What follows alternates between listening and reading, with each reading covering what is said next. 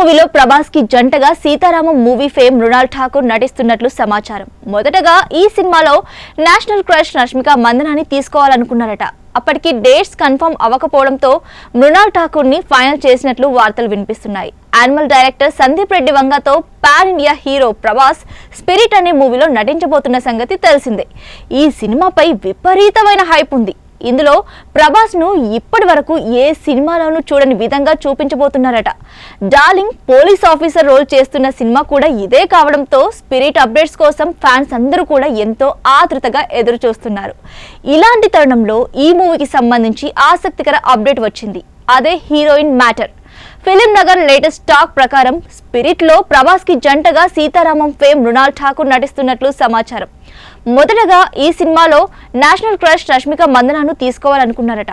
ఇప్పటికీ dates adjust అవ్వకపోవడంతో Mrunal Thakur ని final చేసినట్లు వార్తలు వినిపిస్తున్నాయి. నిజానికి మృణాల్ హనురాఘవ్ పూడి ప్రభాస్ కాంబో మూవీలోనే నటించాలి. కానీ అందులో మిస్ అయినా చివరికి స్పిరిట్ లో డార్లింగ్ పక్కన నటించే ఛాన్స్ కొట్టేసింది. త్వరలోనే ఈ మూవీకి సంబంధించి మేకర్స్ నుంచి అఫీషియల్ అనౌన్స్మెంట్ రానున్నట్లు తెలుస్తోంది.